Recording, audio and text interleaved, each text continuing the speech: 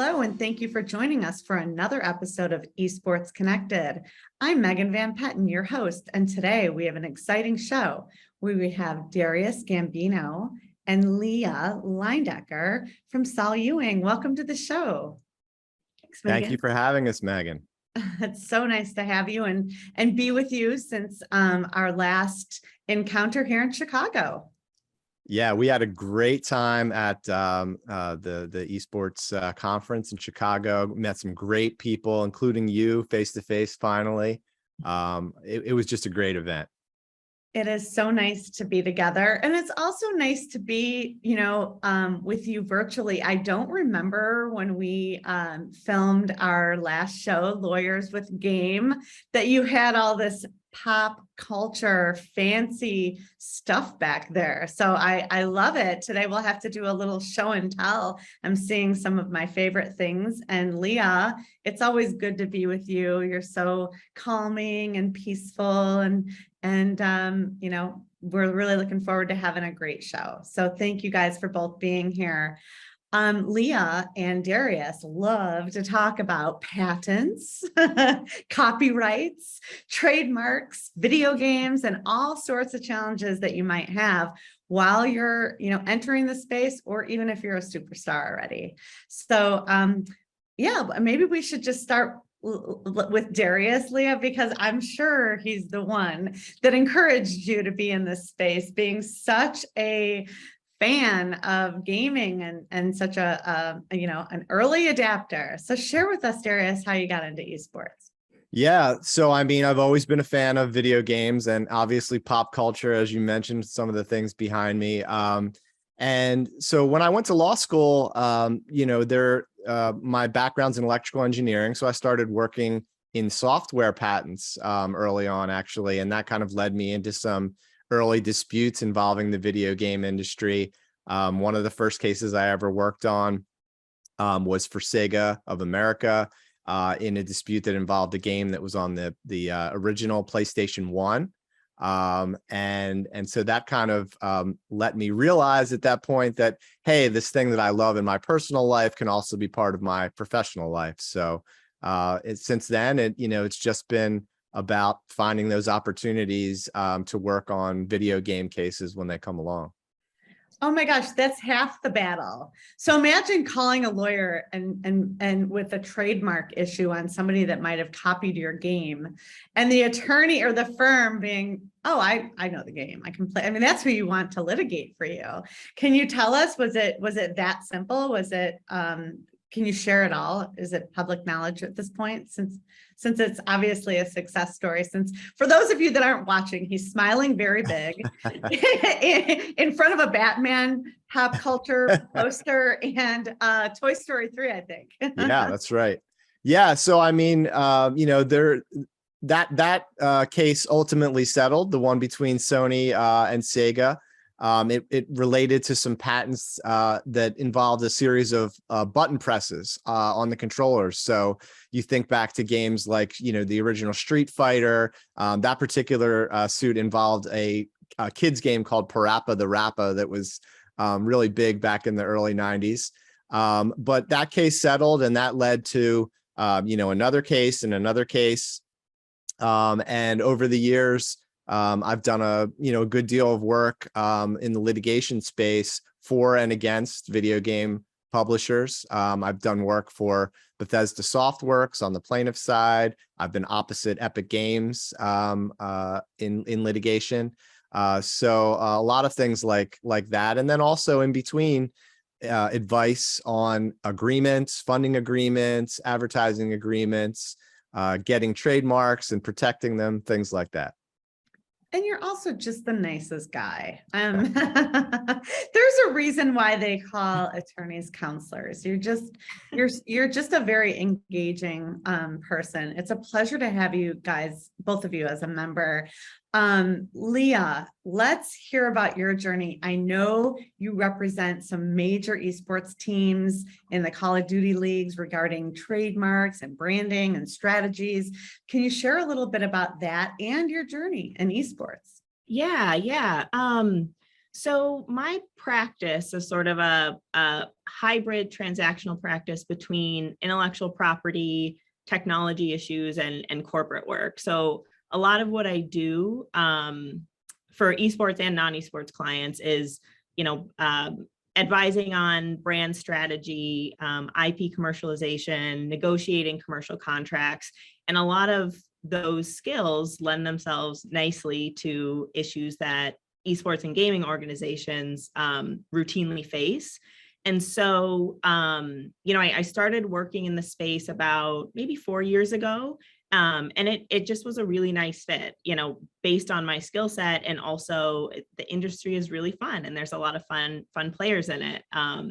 And so once I started working in the industry, or, with a couple esports clients, that side of my practice just sort of grew. And it's been great. And I do, unlike Darius, I'm not a litigator, but we overlap in sort of the trademark branding advice space. So I do a lot of that work, a lot of negotiating sponsorship agreements, sort of anything that's needed, for putting on a tournament or anything like that. One thing that comes up a lot is work in the branding space.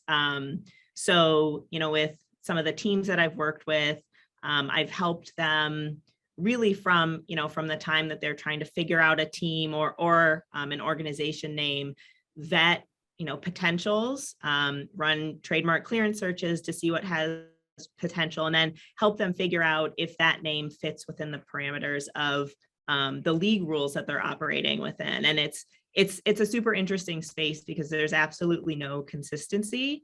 There are some leagues that don't care at all. There's no guidelines. It's, do whatever you want. And then there are some that have, 10-page guidelines for the countries that you have to register in, the goods and services that you have to register your marks in. And then they update that on a yearly basis. And so it's constantly advising on, making sure that those teams are in compliance with what the leagues are requiring.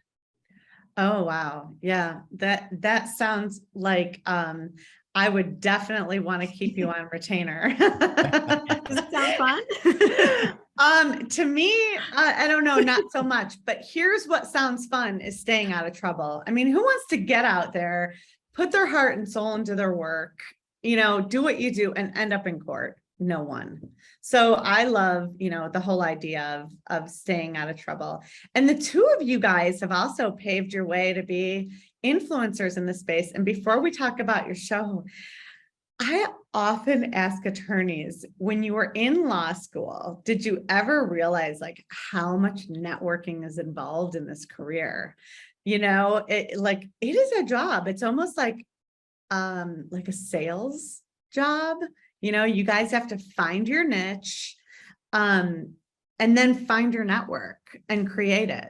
I tell all, every attorney that ever calls, I always say, look, join an association. It doesn't matter if it's ours, only join ours if you like, esports and gaming and this, in this sector, but join an association, period, because you're going to find yourself networking. Can you guys share a little bit about that? Either one of you.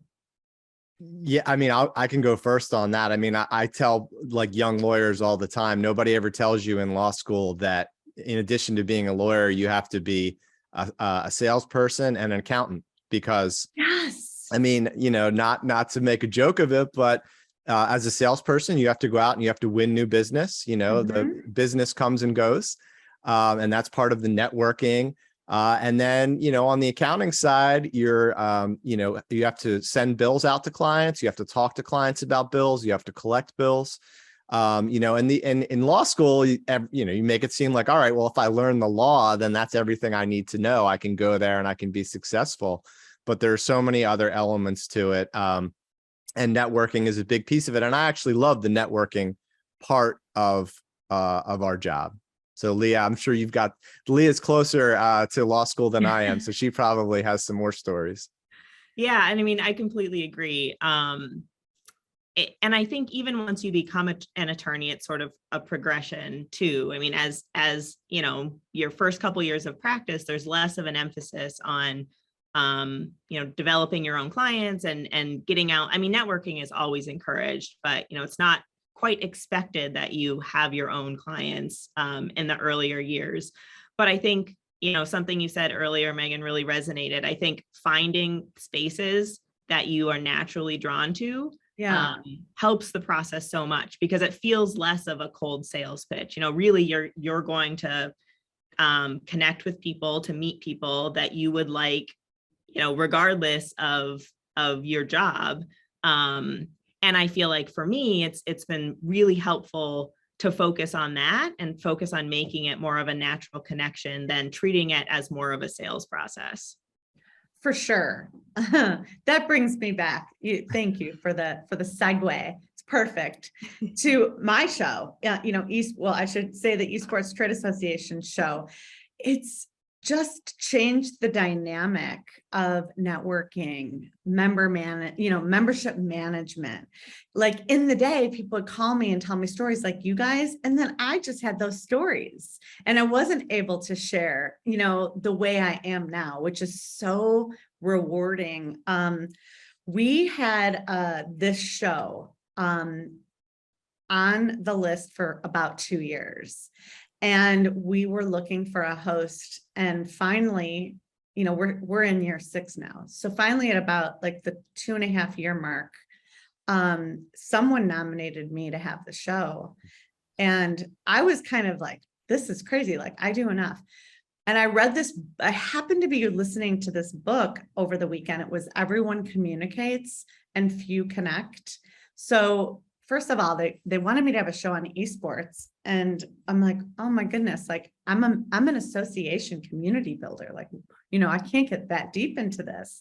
So then I thought, well, boy, if I could just hear member stories and share them, like what I do during the week anyways, it would be so delightful. And it's been amazing. It's catapulted the association into a multimedia that I would have never imagined 10 years ago. You couldn't even get me on stage to have a microphone in my hand. Really, I'm a behind the scenes person. And now, that was also the demand of this industry is to be authentic and get forward. So kudos to you guys for not only having a show about law, but making it fun and, lawyers with game. I mean, who thought of that? Oh, that was all Darius. Yeah. Was it really? We were, well, I mean, as trademark lawyers, we're always helping other people figure out good names. So we were just kind of we were bouncing ideas off the wall. And that was one of the ones that everyone seemed to really like. So yeah, I mean, the genesis of the podcast was really, and by the way, we're not anywhere near your level yet. I think you're at like 55 or 60 plus episodes. We're just launching our second season. We probably have about 16 total once this season is done. But the genesis of it really is, you always look around at what other law firms are doing. And I looked around and I said, we've got this great esports practice. We've got this great sports and entertainment group at Saul Ewing. What can we do in a fun way that connects with the video game industry to make that happen? And where does all the greatest content happen for esports and video games? On Twitch and on YouTube through video, right? So it was a natural thing for us. And then once we got the firm behind it, it was just a matter of finding the guests and for me figuring out how to be a host and how to, to do that seamlessly. As it's difficult, and getting, booking guests also difficult. But, we've been really happy with the results, and we've talked to some really great people. And like you said, made some great connections, heard some great stories. Yeah, it's really nice to provide the content and the service. When I took myself out of it, it became easier. I was like, okay, I'll do this for whoever wants to listen. And if you guys receive notes that don't those just blow your mind of people? I mean, I would love to hear a couple of your thank you notes regarding the show, because I just couldn't believe, at first that it was Esports Connected was making such an impact. Can you guys share a little bit about that? Leah, we don't want to call them fans, we want to call them friends, right? Yeah, well, one thing that's really struck me, this may not exactly answer your question, but one thing that's really struck me is I always think of it as, oh, we're so lucky to have these great guests on our show. Yeah. But, I think the reverse is true as well. Like a lot of the personal connections that we've had on Lawyers with Game have sent really nice notes thanking us for the platform, right? And for helping to share their story in a way that they otherwise wouldn't have. And so, in my mind, I always think of it as sort of like a favor, like, will you come on our show? But I do actually think that, there are a lot of really tangible benefits to the guests as well as the listeners, of course, who are getting all of the great information. Yeah, and one of the greatest, I think, compliments you can receive as an attorney is the the referral of business or people thinking about you for business. And the show has resulted in stronger connections with existing clients. It's resulted in people that we had on the show where they were at one client going to a different client. And so it's created some great connections and some strong connections. And I think people can see, like, Leah and I and some of the other people that are on, we really know the industry. That's the point of it. Is that we're talking about things that we really know about. I don't, play golf on the weekends and just pretend to be a video gamer. So that's what I love to do in my free time. So we hope that it comes off as real and genuine. Well, it sure does. I've been a guest on your show, and you guys do. It's a good show. You guys come very prepared. I like the marketing department that you use. And I'll remember when I was on the show, I wanted to get an infographic because I just love all of the things that they prepare. They go above and beyond. So I'm sure you do as a practice as well. What's going to happen for you guys for 2022? I imagine there's going to be another season. And what else is coming up for you guys? Yeah, Leah, do you want to talk about the couple of episodes we've had already, and then I can maybe mention the ones that are coming out? Yeah. Let me think back. So we had actually a good friend of mine from law school who is general counsel at the Oklahoma City Thunder. He joined us. I don't think that episode has dropped yet. No, not yet. That's coming out really soon. So this is a preview for that. Yeah. Yes, okay. Yes. So he had some really interesting things to talk about how their team is getting involved in esports and gaming space. Let's see. The episode that we had that just came out this week. So we have basically like 8 weeks of, an episode a week, and we're on, I think, week 4 now. And the one that we had that just came out is a really interesting company called Koinos that's developing a new blockchain that is basically going to be free and easy for everyone to use. And it's going to be, the backbone of kind of the next generation of the Web 3, where you're going to have apps and games and everything on the blockchain. So that's a really interesting one. We talked to the head of Roblox China in one of the other episodes, kind of about everything that's going on with Roblox. We spoke to the CEO of Splinterlands, which is a blockchain crypto game where you can actually go in and play the game and earn crypto while you're playing.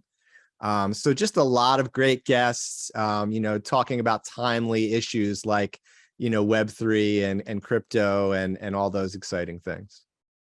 Wow, that's great. How do you guys come up with your guests? How do you huddle around? And how did you guys decide to be partners on the show? I have a regular, I love regular co-hosts. And then on another show that I do, I have a co-host, but on this show, I love to have guest co-hosts, which is really funny. I don't have a Regis. I have a guest Regis. How did you guys decide on doing the show together? I mean, I think it's just one of those vibe things, right? Like you meet someone, you have a couple Zooms with someone, and Leah and I just always had a good, vibe and communication together. And I, thought she would be great to co-host the show with me. And, I hope she feels the same way. But it's just kind of one of those things that you get, some people are easier and more free flowing in these environments, and some people are a little bit more stiff, even though they might, be really smart attorneys. As you know, this kind of setting is not exactly everyone's cup of tea. For sure. For sure. Well, and that's what I would ask, like, for our listeners, what kind of advice would you give to just general listeners that would be members or not in the esports space? And I'll ask both of you the question, and whoever wants to go first. But Leah, you go first on this one. All right, Leah, no pressure. Yeah, no pressure. I mean, I think my general advice would be, I think the reality is no one really wants to work with lawyers, right? And I think we realize that, but it is so much easier in the long run to do things right the first time. And it ends up saving, so much headache, decreasing risk in such a large amount that, just reaching out, even if there's not, an immediate issue, but reaching out and establishing that connection early on, I think can be a game changer. Yeah, I mean, that's the thing that we see the most, right? People that come to us after the fact that have an issue, and then we have to kind of, sort it out for them. Which is, sometimes it's unfortunate because sorting it out costs a lot of money. So yeah, I mean, involving attorneys early on in things, I think is huge if you can do it. If you have the finances to do that early on, because it saves you a lot of money down the road. And then, the other thing I think for anyone who's wants to get involved in this industry, who is involved in this industry, but wants to know more, just do it. Get a Twitch account. Go play some of these games, find out more about, cryptocurrency and blockchain by getting yourself accounts and getting yourself immersed in that world, even if it's not necessarily part of what your job is. If it's something that, you have an interest in, just immerse yourself in it. I love that. It's incredible advice. And I know you guys will, let's see, Leah, you were just at Mall of America for the grand opening of Wisdom Gaming. Yeah, yes. So, and Darius actually came out for that event as well. But it's been, the event was amazing. I've known the folks at Wisdom probably for about 3 or 4 years. And so it's been great to see them go from, a very small organization of just a handful of employees to where they are now, and to be in their awesome space and see, what they're able to do and produce out of that space. So it was a really cool event, and I hope you and others get the chance to see the space. I am looking forward to, we have a chapter for the Esports Trade Association opening up over there. So I think I'll be there the first quarter of next year. And Darius, you'll love this. We had our chapter kickoff meeting, and we have a franchise specialist that's just helping us with the structure of the franchise. And his first question was, "Where's the attorney?" That's I right. said, he was already here. He was our first meeting, actually. And here's what he prepared for your review. And then he said, "We'll get him back here." And it does make life easier. Yeah. I know, we've talked offline in the past about some trademark issues and other things that you've encountered over the years. And I know, that it's not fun to sort those things out after the fact. It really isn't. And that brings another trademark issue. My initials are MVP, and everybody knows that. And forever people wanted that as part of my brand. And it's try trademarking that. That's, and the last thing I want to do is go find me or Google, and end up in any sort of a problem. But I do thank my parents for such great initials. And my mom's name is Mary. So whenever I bring her anywhere, the other day I brought her to the doctor, and they said, "Oh my God, you're the original MVP, the original OG." So it's fun initials, but yeah, if I ever do any sort of personal stuff, I'll definitely give you guys a call. I'm sure it would be challenging to find something with MVP. So Darius, you're going to be at the summit in November, which I'll likely be there too. It's a no miss event in Vegas. So can you tell us a little bit about what you're going to be doing there, networking, hosting a party? Yeah, well, I mean, I don't have any plans to host a party yet, but maybe I should. So it's my first time going to the Esports Business Summit. Okay. Several of our clients, and Leah can attest to this, have mentioned it to us in the past as something Sure. that we would find really interesting and enjoyable. And we have several of our clients and client contacts that are going to be there. Some of them are speaking. And so, it's just an opportunity for us, or for me, Leah can't make it this time, but to meet more and make more connections in the esports space. So, I'm excited, probably going to, take some clients out to dinner, and, who knows? And hopefully I'll see you there. I have it slated in, so hope to be there. It's just so hard to miss an event. And ours is already ready for next August again. Oh my So gosh. it's nice. All of us try to keep our same pattern so the industry can hit all of them. And there's becoming more and more and more. I just spoke to Encore the other day, and they said that people are starting to get a little fatigued. They have overdone their events and enthusiastically gone to everything they could since COVID. And I was just going to ask you, if COVID didn't happen, do you think you'd still do the show? Yeah, I mean, there's no doubt that that podcasts and broadcasting from home became so much more top of mind during COVID. So I don't know that we would have, honestly, but it was kind of an outgrowth of the fact that we're sitting at home and we still want to connect with people. And For sure. the way we had done that as lawyers for many years is by going to conferences, and that was your point of connection. When you lost that, you started thinking to yourself, all right, well, what else can I do? And there's all these other podcasts that you're sitting at home watching because you can't go anywhere. But so that was, it's a positive development, I think, out of COVID. I don't know, Leah, what you think about that, but Yeah, I agree. Yeah, I mean, it's just, it's interesting to think about because, I think when COVID started, everything we did was, we all tried to do these Zoom events, but it just doesn't have the same, just doesn't land the same. And I think doing a podcast is a way to sort of share a more personal message with a larger audience. That's different than, doing a murder mystery on Zoom. It's you connect, but it's also focused into, sort of a particular industry and what your skills are. And I agree. I think it has been a really positive outcome of COVID. Yeah, There were some bad Zoom ideas over the last 2 years. I've participated in quite a few of them. So me too. I just enjoyed the journey and seeing how people came together and, we just tried. Oh my God. Oh, what a journey we've all been on. Well, thank you both for being here. Darius Gambino and Leah Leyendecker with Saul Ewing. Tune in to Lawyers with Game if you haven't. It's a great show. You can even find me as your guest there, but it really is a good show. And of course, check them out.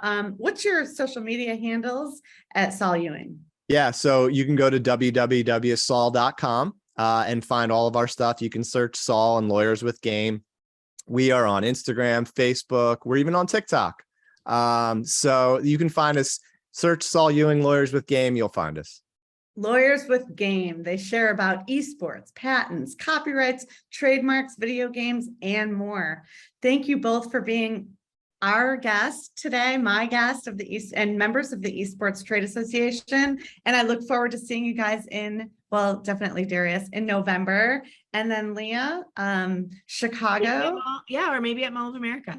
Oh, yeah, maybe our chapter launch. I'll make sure that I reach out to you for that. Yeah, Awesome. that sounds great. Well, thank you, Leah. Thank you, Darius. Thanks, Megan. Thanks,